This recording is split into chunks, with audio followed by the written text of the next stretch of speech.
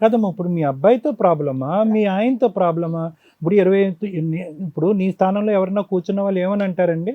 ఏవండీ నా వాడు దిక్కు లేకుండా పోతున్నాడు, గాలిపటంలాగా ఎగురుతున్నాడు, 28 సంవత్సరాలు వాడిని బాగు చేయండి అని అడగాలి. నీ కోరిక ఏంటి? కొడుకుని బాగు చేయాలా? భర్తను బాగు చేయాలా? లేదంటే భర్త దగ్గర నుంచి ఆధారం కావాలా? భర్త దగ్గరికి కొన్ని డబ్బులు ఇస్తే నేను పెట్టుకొని ఏదన్నా నేను ఫైనాన్షియల్గా నాకు హెల్ప్ చేస్తే నేను ఇట్లా రెంట్ కాకుండా కొన్ని ఆయన ఇచ్చిన పైసలు ఏదైనా ఇట్లా ఇచ్చి రెంట్ లేకుండా ఉండే ఇల్లు నాకు వస్తుంది. బాబు వాడు ఇవ్వకపోయినా నేను చేతనైన రోజులు నేను పని చేసుకుంటా. అదొక్కటే మేడం. అలాగే మాట్లాడండి. అంటే నేను ఇందాక చెప్పినట్టుగా ఇక్కడ అంటే నువ్వు ఎంత ఆశతో ఎంత కోరికగా వచ్చావు ఇప్పుడు ఈ ప్లాట్ఫామ్ అనేటటువంటిది రమ్య మేడం గారు కానీ శ్రీవాణి గారు కానీ నేను కానీ ఈ ప్లాట్ఫామ్ ఏంటంటే అందరికీ హెల్ప్ చేయడానికి ఈ ప్లాట్ఫామ్. కానీ ఒకటమ్మా ఒక 2 నిమిషాలు విను. అంటే ఇక్కడ ఏంటంటే ఎంత బాధతో ఉన్నావు, ఎంత కఠినమైనటువంటి జీవితాన్ని అనుభవించావు, ఈరోజు నీ పరిస్థితి అంటే నీ కష్టాన్ని మేము ఇక్కడ చిన్నగా చేసి చూపెట్టట్లేదు, కానీ బహుశా జీవితం అనేటటువంటిది ప్రతి మనిషికి ఒక అనుభవాన్ని ఇచ్చి ఒక నేర్పరితనాన్ని నేర్పుతుంది, ఒక బ్రతికేటటువంటి ఒక విధానాన్ని ఒక ఆలోచనని మెచ్యూరిటీని పెంపొందిస్తుంది అనేటటువంటిది నిన్ను చూసి అర్థం చేసుకోవచ్చు. ఎప్పుడో నీ కుటుంబం నుంచి బయటపడ్డావు, మీ అక్క చెల్లెలు ఓకే, ఆ తల్లి అనే ఆవిడ లేకపోయినా తండ్రి అనేటటువంటి అతను లేకపోయినా బయటపడ్డావు, నీ జీవితానికి సంబంధించినటువంటి ఒక నిర్ణయం తీసుకున్నావు, ఏదైతే తప్పు చేయకూడదో ఆ తప్పు చేసావు. బహుశా నీ జీవితంలో నీకు సలహా సూచన ఇచ్చేటటువంటి వాళ్ళు సరైనటువంటి సమయంలో ఎవరూ లేరు. విద్యాబుద్ధులు వస్తాయి అంటే కనుక విద్య అనేది అర్ధాంతరంగా ఆపేసావు, నీ జీవితాన్ని నిర్ణయం తీసుకున్నావు. ప్రెగ్నెంట్ అయిన తర్వాత కుటుంబ సభ్యులకి వెళ్ళి వచ్చి వాళ్ళని కూడా మాట్లాడే అవకాశం లేకుండా ఇగో నేను ప్రెగ్నెంట్ అయ్యాను నువ్వు నోరు మూసుకో అని చెప్పి వాళ్ళని కూడా అడగనివ్వలేదు, మాట్లాడనివ్వలేదు. అంటే నేను అనేది ఏంటంటే ఈరోజు ఇక్కడ కూర్చున్న తర్వాత ఎస్ నువ్వు తీసుకున్నటువంటి నిర్ణయాలు కొన్ని తప్పైనవి, నీకంటూ ఒక సపోర్టుగా ఉండేటటువంటి కుటుంబం లేదు, అయినా కానీ ఎక్కడో నీ లోపల ఒక మనోధైర్యం, ఒక పటుత్వం, ఒక పోరాడేటటువంటి పటిమ ఉందమ్మా. అదొక్కటి నువ్వు అర్థం చేసుకోవాలి. ఈరోజు ఎందుకు ఓడిపోయిన దానిలో తలదించుకుని వచ్చి ఇక్కడ కూర్చున్నావు నాకు అర్థం కావట్లేదు. ఈరోజు నాగోటి సైకాట్రిస్టో లేదంటే లాయర్ మేడం లాంటి అనుభవం ఉన్నటువంటి వ్యక్తులు శ్రీవాణి గారు లాంటి వాళ్ళు మేము అక్కర్లేదేమో అని అనిపిస్తుంది. 30 years అంటే చూడమ్మా ఒకసారి ఆలోచించుకో. ఇందాక నేను ఒక ప్రశ్న అడిగా, మరి ఇదేంటి ఇటువంటి వేదికల మీద వాళ్ళకి న్యాయం జరిగింది వీళ్ళకి న్యాయం జరిగింది, ఇక్కడ ఒక రాయి సురుదాం మనం కూడా వెళ్ళి కూర్చుందాం, బహుశా 10 రూపాయలతో ఇంకో 5 రూపాయలు వస్తుందేమో అనేటటువంటి ఆలోచనతో వచ్చావా, లేదంటే నీ జీవితంలో విసిగి వేసారిపోయి దిక్కు తోచినటువంటి ఆర్థిక సంక్షోభంలోకి మునిగిపోయి భయంకరమైనటువంటి పరిస్థితిలో వచ్చి కూర్చున్నావంటే కనుక నీ కథ ఒక 15-20 నిమిషాల పాటు విన్న ప్రేక్షకులు అందరికీ అర్థమవుతుంది. నువ్వు ఈరోజు బ్రతికేవు, 30 సంవత్సరాల పాటు బ్రతికేవు, ఒక చేసినటువంటి తప్పుని చాలా చక్కగానే పరిష్కరించుకున్నావు, నీ కాళ్ళ మీద నువ్వు నిలబడ్డావు, ఒక బ్యూటీ పార్లర్ లాంటి దాంట్లో పనిచేస్తున్నావు, 4 ఇళ్లల్లో పని చేసుకుంటున్నావు, నీకు కావాల్సినటువంటి ఒక డబ్బులు సంపాదించుకుంటున్నావు.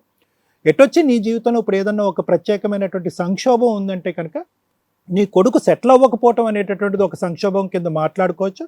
అది కొన్ని చాలా లక్షలు వేల కుటుంబాల్లో ఉండేటటువంటి ఒక సంక్షోభమే. కానీ ఇప్పుడు ఆన్ గోయింగ్ అంటే మేము బహుశా ఏంటంటే బాగా ముదిరిపోయి ఉన్నాం అంటే ఇలాంటి కష్టాలు నష్టాలు చూసి బాగా ముదిరిపోయినటువంటి బ్యాచ్ మేము.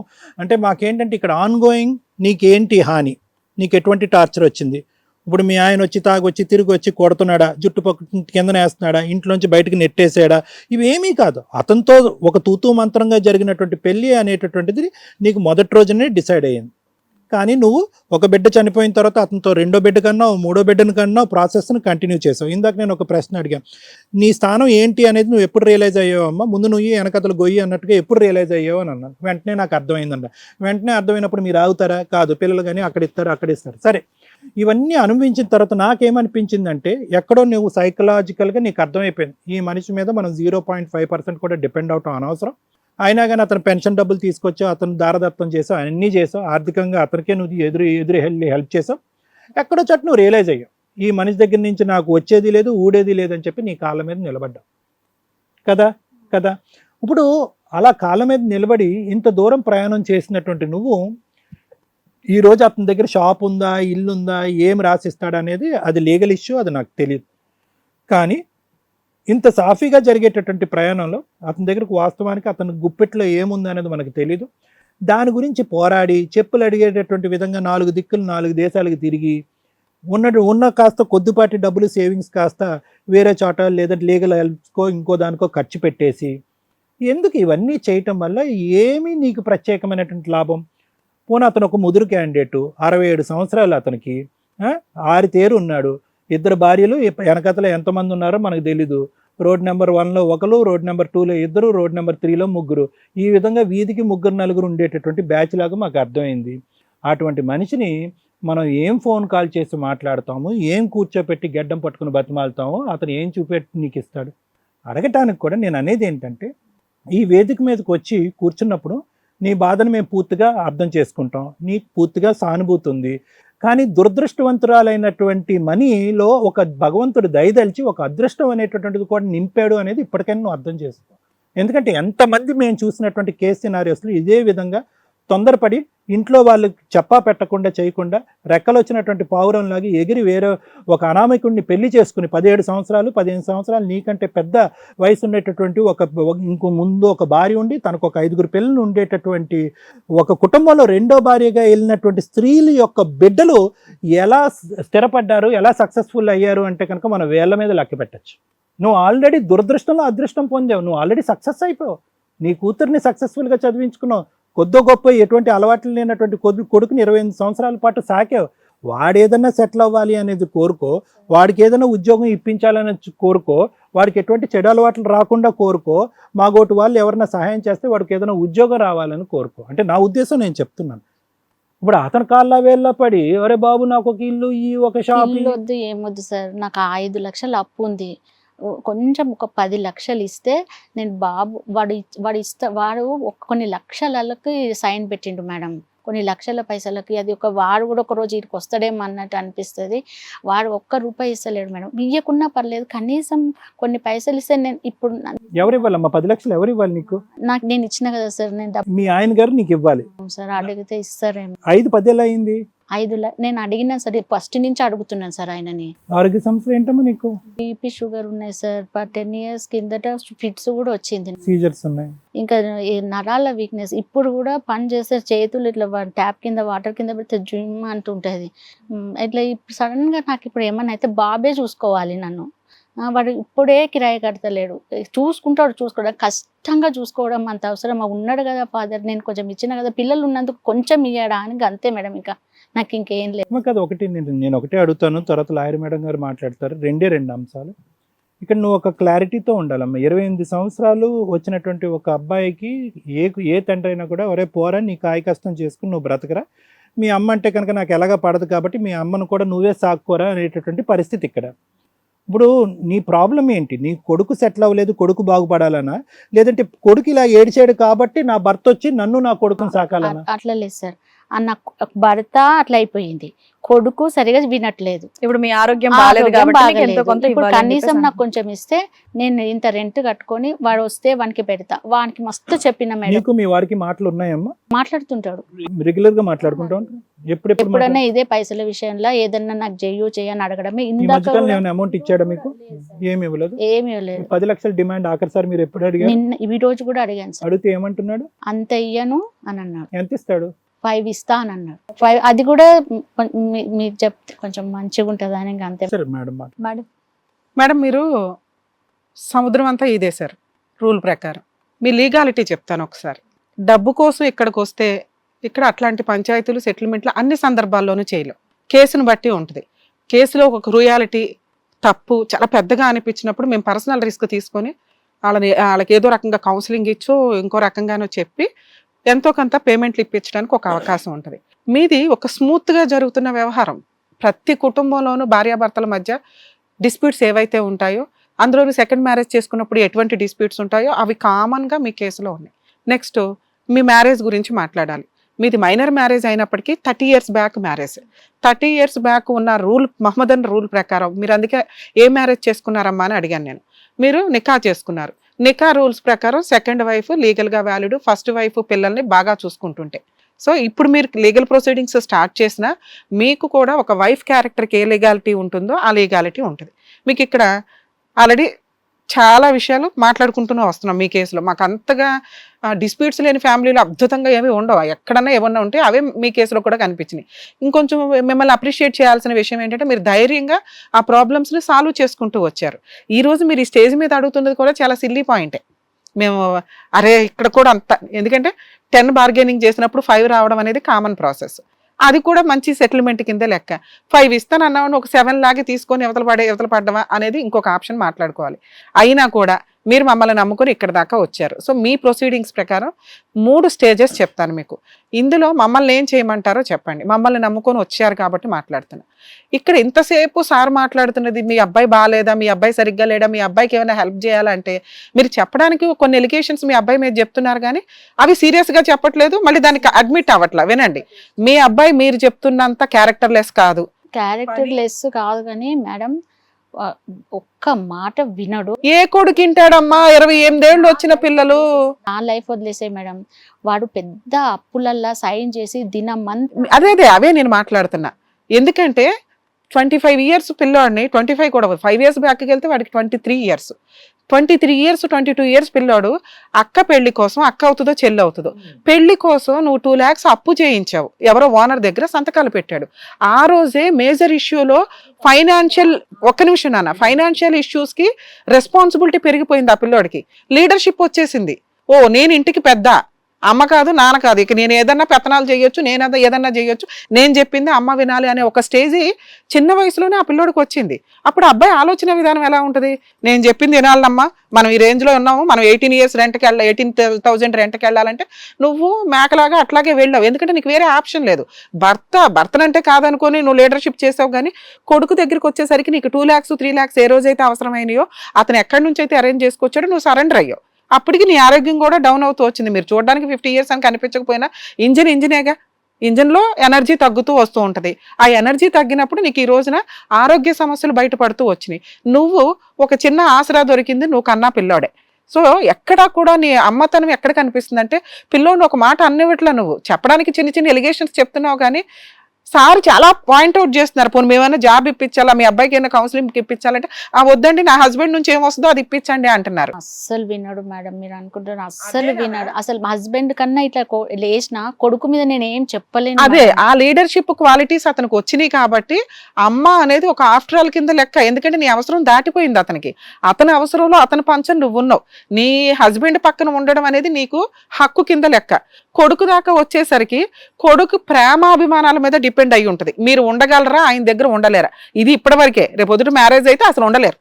ఇది నేను రాసిస్తా. నువ్వు ఇండివిజువల్ గా బతకడం ఎట్లాగా అనేది అప్పుడు ఆలోచించుకోవాలి. భార్యాభర్తల బంధం ఎప్పుడూ కూడా ఎందుకు స్ట్రాంగ్ గా మెయింటైన్ చేయాలంటామంటే మధ్యలో పిల్లలు వచ్చినా వాళ్ళ కుటుంబాలు వాళ్ళకుంటే, వాళ్ళ లైఫ్ వాళ్ళకుంటుంది. క్లైమాక్స్ లో ఫ్రెండ్స్ గా మిగిలేది వీళ్ళిద్దరే. ఆ స్టేజ్ లో పర్ఫెక్ట్ గా మీరిద్దరు ఉన్నారంటే ఈ మధ్యలో వచ్చిన కష్టాలన్నీ పర్ఫెక్ట్ గా లీడ్ చేసుకుని వచ్చినట్టు లెక్క. అసలు లైఫ్ లో ఒక స్వీట్నెస్ ఎంజాయ్ చేయాల్సిన టైం అది. ఆ టైంలో నువ్వు తెచ్చుకున్న వ్యక్తి ఎవరు? ఆల్రెడీ ఇంకొక చెట్టు దగ్గర కూర్చునే వ్యక్తి. అక్కడ ఆల్రెడీ పర్ఫెక్ట్ కుటుంబం కింద లెక్క.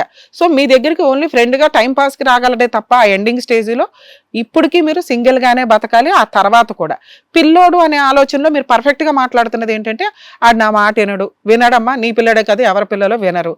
ప్రేమగా చూస్తాడా లేదంటే కొన్ని బాధ్యతలు తీసుకున్నాడు, ఆ ఇంటికి వాడే లీడరు, వాడు తోసినట్టు చేసుకుంటూ వెళ్తాడు.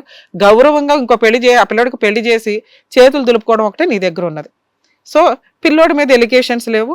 ఇప్పుడు మీ హస్బెండ్కి మీకు మధ్య జరుగుతున్న ర్యాప్ 3 points చెప్తాను. ఫస్ట్ పాయింట్, బాగానే ఉంది, నడుస్తుంది, ఉన్నంతలో ఆయన పావలానో 10 పైసలు ఇస్తున్నాడు మేడం. రేపు పొద్దున పిల్లోడు పెళ్ళి అయిపోయిన తర్వాత నాకంటూ ఎవరో ఒకళ్ళు ఉండాలి కాబట్టి రావడము, గౌరవము, నాకు ఏదైనా హెల్త్ బాగోపోయినా రావాలి కాబట్టి అని నీకు అనిపిస్తే ఇప్పుడు నువ్వు ఏ స్టేజ్లో అయితే కంటిన్యూ అవుతున్నావో ఆ స్టేజ్లో రన్ చేసుకొని వెళ్ళటం, సర్దుకొని ఇక్కడ నుంచి.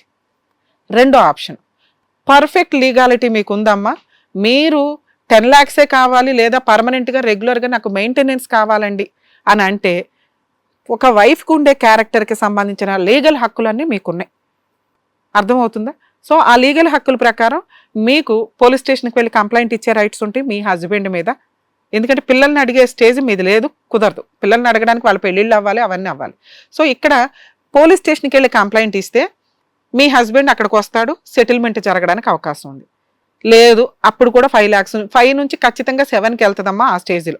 అర్థమవుతుందా? 5 ఇస్తానన్నా 2 lakhs దగ్గర అడ్వకేట్లను పెట్టుకొని తిరగాలని అనుకోడు. సరే లేదండి FIR చేశాను, లేదా నాకు మంత్లీ మెయింటెనెన్స్ కావాలంటే పిల్లోడు ఎంతవరకు ఇస్తాడో ఇవ్వడంటే ఓన్లీ మెయింటెనెన్స్ కేసు వేసుకోవచ్చు నువ్వు. అలా మెయింటెనెన్స్ కేసు ఫైల్ చేసుకుంటే అక్కడ ఆల్రెడీ నీది సెకండ్ మ్యారేజ్ కాబట్టి నీకు మెయింటెనెన్స్ ఇవ్వడం కుదరదు అనే ఏ కోర్టు అనదు. మీ లీగాలిటీ వేరే అని ఇందాకే చెప్పా. అర్థమవుతుందా? మీకు సర్వ హక్కులు ఉంటే మీరు 30,000కి వేసుకున్నా కూడా కోర్టు తక్కువలో తక్కువ ఈ రోజున 20,000 అయితే ఆర్డర్ చేస్తారు. మీరు చేసుకునే పనితో పాటు మంత్లీ 20,000 మీరు బతుకున్నంత కాలం వసూలు చేసుకోవచ్చు, మీకు ఆ రైట్స్ ఉన్నాయి. ఇది లీగాలిటీ. థర్డ్ ఆప్షను, మేడం మిమ్మల్ని నమ్ముకొని వచ్చాం కదండి, మీ ముగ్గురు కలిపి ఒకసారి ఫోన్ చేయండి మా ఆయనకి, ఆ 7 లక్షలు ఏదో ఎక్కడే పెరిగిద్దామో అని అంటే, మమ్మల్ని నమ్ముకొని ఇక్కడికి వచ్చావు కాబట్టి మేము ఏమన్నా ట్రై చేస్తాం ఒక్క ఫోన్ కాల్తో. ఇప్పుడు అడిగినప్పుడు అయితే అలా అలా అడిగినప్పుడు మీకు అది కూడా చెప్తా, లూప్ హోల్స్ మైనస్లు కూడా చెప్తా. ఆ 5 lakhs ఇవ్వను అనొచ్చు, లేదా అమ్మో ఇచ్చేస్తానండి ఒక 7 lakhs వరకు ఇవ్వగలను అనొచ్చు, లేదా ఏం చేసుకుంటుందో చేసుకొని ఇవ్వండి అన్నప్పుడు మీరు ఖచ్చితంగా లీగల్గా దిగాలి. అవును మేడం. ఇక్కడ నువ్వు ఎక్స్పెక్ట్ చేసేది రాకపోతే నువ్వు లీగాలిటీలోకి దిగితే, ఓహో నన్ను అడిగింది నేను ఇవ్వను అన్నాక ఒక టీవీ షోకి వెళ్ళింది, వాళ్ళు కూడా ట్రై చేశారు, మేబీ అప్పుడే ఇచ్చేసి ఉంటే బాగుండేది, ఇప్పుడు అనవసరంగా లీగాలిటీలోకి దిగాల్సి వచ్చింది అనే భయం అతనిలో ఉండాలి. అంటే మా ఫోన్కి ఒక రెస్పెక్ట్ ఉండాలంటే, మీరు ఒకవేళ ఇక్కడ మ్యాటర్ వర్కౌట్ అవ్వకపోతే లీగాలిటీలోకి వెళతానండి అంటే మేము ఫోన్ ఏమన్నా ట్రై చేస్తాం. Okay madam. డైవర్స్ కూడా కావాలి మేడం. ఎందుకు కొత్త పాయింట్ చెప్తున్నా మేడం? ఆయన ఇప్పుడు నాకు ఆధార్ కార్డులా ఆయన పేరు లేదు మేడం. ఎందుకు? నేను ఆయన మీద గొడవ పడి వచ్చిన తర్వాత మా ఫాదర్ పేరు. ఎంతకాలం అయింది మీకు గొడవ అయ్యి? పిల్లలు పాప 8 years, బాబు 6 years ఉన్నప్పుడు. అప్పటి నుంచి మీ ఇద్దరు విడిపోయారా? అవును మేడం. ఇప్పుడు దాకా ఆ పాయింట్ చెప్పలేదు చూడండి. చిన్నప్పుడే విడిపోయినా. మీరు విడిపోయి 20 ఏళ్ళు అవుతుంది. దాని ప్రకారం వారానికి ఒక రోజు వస్తానే ఉన్నారు. ఫోన్ లో సార్ అడిగారు కూడా మాట్లాడుతున్నారంటే ఫోన్ కూడా మాట్లాడుతున్నారు. ఫోన్ మాట్లాడతాడు అప్పుడప్పుడు, అంతే. మరి ఇంటి ఖర్చులకి ఎవరు ఇస్తున్నారు? అంతా నేనే చూసుకుంటాను మేడం. సో నీకు ఏంటంటే ఆ 5 lakhs కూడా ఇస్తాడో లేదో అని ఒక భయం. రెండు, దాంతో పాటు నీకు కులానామా కూడా కావాలి. అయిపోతుంది. ఒకసారి కాల్ మాట్లాడదాం మీ హస్బెండ్ తో.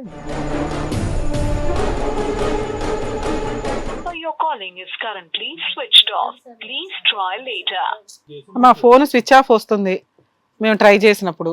సో మేబీ మీరు ఇంటిమేషన్ ఇవ్వడం వల్ల ఆయన స్విచ్ ఆఫ్ చేసుకొని ఉన్నాడు. ఇప్పుడు మీరు మాకు చెప్తున్న ప్రపోజల్ ఏంటంటే 5 lakhs ఇస్తాను అంటున్నాడు మేడం. అది నిజమో కాదో తెలియదు, ఒకటి. రెండు, కులానామా ఇస్తాడో లేదో తెలియదు. సో మీరు చెప్తున్నది ఇప్పుడు మాక్సిమం మీరు విడిపోయి 20 years అవుతుంది కాబట్టి అతను కులానామా ఖచ్చితంగా ఇస్తాడు. కులానామా అంటే ఏంటంటే మీరు మళ్ళీ కాజీ దగ్గరికి వెళ్ళి ఇద్దరు 1 day మీకు అన్ని ప్రొసీడింగ్స్ మాక్సిమం 3 months ఏదో ప్రాసెస్ ఉంటుంది. వాళ్ళు ఇచ్చే డైవర్స్ కూడా లీగల్గా వ్యాలిడ్, అంటే మ్యూచువల్ డైవర్స్ కింద లెక్క. సో తర్వాత ఆ సర్టిఫికేట్ను పెట్టుకొని మీరు డైవర్సీకి వచ్చే బెనిఫిట్స్ అన్ని మీరు తీసుకోవచ్చు. రెండు, ఒకవేళ ఆయన నేను ఇవ్వను కులా అంటే కనుక మీకు ఆ 5 lakhs ఇంపార్టెంట్ కాదు, డైవర్స్ ఇంపార్టెంట్ అని మీరు అంటున్నారు కాబట్టి ఇప్పుడు నేను చెప్పినట్టుగా పోలీస్ స్టేషన్కి వెళ్ళి మీరు ఒక కంప్లైంట్ ఇస్తే ఖచ్చితంగా 100% ఆయన 5 lakhsతో పాటు మీకు మ్యూచువల్ డైవర్స్ ఇవ్వడానికి కూడా రెడీ అవుతాడు. ఇక డైవర్స్ కూడా ఇవ్వను 5 lakhs కూడా ఇవ్వను, ఏం చేసుకుంటావో చేసుకో అంటే మీరు మెయింటెనెన్స్ కేసు వేయండి, అలాగే డైవర్స్ కేసు కూడా ఫైల్ చేసుకునే రైట్స్ మీకు ఉంటాయమ్మా. ఒక ముస్లిం మహిళ కింద ఒక ముస్లిం జెంటు డైవర్స్ కేసు వేసుకోలేడు, కానీ సివిల్స్ ప్రొసీడింగ్స్కి వెళ్ళాలి అతను. మీరు మహమ్మదన్ లా ప్రకారం డైవర్స్ ప్రొసీడింగ్స్ నడిపించుకోవచ్చు, ఈజీగా వస్తాయి. ఎందుకంటే ఆయన అడ్వకేట్ని పెట్టుకుని కోర్టులు చుట్టూ తిరగలేడు, ఆ డబ్బు లేదు, నీకు ఇస్తే సరిపోతుంది. సో 100% పోలీస్ స్టేషన్కి వెళ్తే వర్కౌట్ అవుతుంది. ఇక ఈ లోపు ఏదైనా ప్రొసీడింగ్స్లో మళ్ళీ కాల్ తీసినా కూడా మేము మాట్లాడి మీకు ఎంత చేయాలో అంత న్యాయం చేస్తాం. ఓకే. అడ్వైజ్ ఏంటంటేనమ్మా, నువ్వు చెప్పే దాంట్లోనే వ్యక్తిలో ఎక్కడో చిన్నపాటి మంచి గుణం ఉన్నట్టు అనిపిస్తుంది నాకు. దాన్ని చెడగొట్టుకోవద్దు. అంటే ఎంతమంది మగాళ్ళు 5 లక్షలు ఇస్తామంటారు, ఏమి ఇవ్వను నీ జీవితం నువ్వు చూసుకో అని అంటాడు. ఎంతో కొంత ఇస్తున్నాడు కాబట్టి ఆ మనిషిని చెడగొట్టుకోవద్దని నేను చెప్తున్నాను. ఇక్కడ ఎంతో కూడా నువ్వు చెప్పినటువంటి మొత్తం కథలో ఎక్కడ హింసావాదం కానీ, తాగుడు కానీ, కొట్టుడు కానీ ఇలాంటివి లేవు. ఓకే, ఎప్పుడో విడిపోయారు కాబట్టి అవన్నీ లేవని నువ్వు అనొచ్చు. కానీ ఎంత కాదనుకున్నా కూడా ఆ మనిషి రెండో పెళ్లి వరకు చేసుకున్నాడు. వెళ్ళిపోవడానికి కారణమే అది సార్. పాప 4 years ఉన్నప్పుడే చెడుగా చూస్తుండే పాపని, అందుకే నేను వదిలేసి వెళ్ళిపోయాను. ఏదైనా మంచి పని మీరు తీసుకున్న డెసిషన్ మంచిదే, ఎందుకంటే నీకు ఇంపార్టెన్స్ ఇవ్వాలా, కుటుంబానికి ఇంపార్టెన్స్ ఇవ్వాలా, అలాంటి వ్యక్తితో ఉండడం వేస్ట్ అనుకున్నావు. 20 ఏళ్ల తర్వాత నువ్వు అడుగుతున్న హక్కులు కొంచెం వీక్ గా ఉంటాయి. ఇప్పుడు అతను ఇస్తానన్న బెనిఫిట్ నిజమైతే ఖచ్చితంగా 7కో 8కో మాట్లాడుకొని వసూలు చేసుకోండి. మీరు ఒక అడ్వకేట్ ద్వారా వెళ్ళటం ఇంకా బెటర్ ఆప్షన్, ఎందుకంటే మీరు మాట్లాడలేకపోతున్నారు. ఏ టైంకి ఏ టైంలో ఏది మాట్లాడాలనేది మీకు తెలియట్లే. మీరు ఏదో 5 lakhs నాకు 10 lakhs అనేది వినడానికి కొంచెం ఇబ్బందికరంగా ఉంది, కానీ మీ కష్టం అది కాదు. మీ వయసు అయిపోయింది, అతన్ని నమ్ముకొని ఉండడం వల్ల జీవితం సర్వనాశనం అయిపోయింది. అదేనండి, మీరు నార్మల్ గా అయితే మొత్తం చెప్పారు కదా, దానికి ఏంటి ఎలా చేస్తే మీ డబ్బులు. పెట్రోల్ పంప్ లో పనిచేసిన, సెక్యూరిటీ పనిచేసిన, ఇప్పుడు కూడా పని చేసుకుంటున్నా మేడం నేను. అమ్మ పని అనేది అందరం చేస్తామమ్మా. ఇప్పుడు మీరు ఏంటంటే ఇక్కడికి వచ్చి మీదంతా కూడా చెప్పారు, దానికి సొల్యూషన్ ఏంటనేది కూడా డాక్టర్ గారు చెప్పారు, మేడం కూడా చెప్పారు. మీకు ఒకటి కాదు 2 కాదు 3 ఆప్షన్స్ చెప్పారు. మీకు లాభం వైపు, మీకు లాభం కలిగేటటువంటిది మాత్రమే. కదా. సో దాంట్లో ఏదో ఒకటి చేయండి. మీకు 5 లక్షలే కావాలా, లేదంటే మొత్తం మెయింటెనెన్సే కావాలా, లేదంటే డివోర్స్ కావాలా, అది మీ ఇష్టం. మీరు డెసిషన్ తీసుకోండి. మేడం ఆప్షన్స్ చెప్పారు కదా, దాని తగ్గట్టుగా మీరు చేసుకోండి. నెక్స్ట్ హ్యాపీగా ఉండండి, మీ ఆరోగ్యం కాపాడుకోండి. ఇంకా అబ్బాయి మీ అమ్మాయి వాళ్ళ లైఫ్ వాళ్ళు చూసుకుంటారు, మీరు దీని ప్రకారం చూసుకోండి. ఓకేనమ్మా, జాగ్రత్త. Thank you.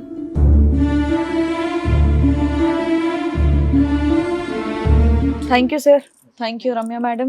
అంటే నార్మల్గా ఇంట్లో పెద్దవాళ్ళు ఉండి చెప్పాల్సినటువంటి మాటలు వాళ్ళ ఇంట్లో చెప్పుకోలేక, సో ఈ పెద్దల్ని కలవడానికి వచ్చి వాళ్ళు సొల్యూషన్స్ తీసుకొని వెళ్తున్నారు. సో వాళ్ళకి ఆ నమ్మకాన్ని ఇచ్చినందుకు డాక్టర్ గారు, అడ్వకేట్ మేడం అండ్ అలాగే హిట్ టీవీ వారికి థ్యాంక్ యూ సో మచ్. మరో కథతో మళ్ళీ కలుద్దాం.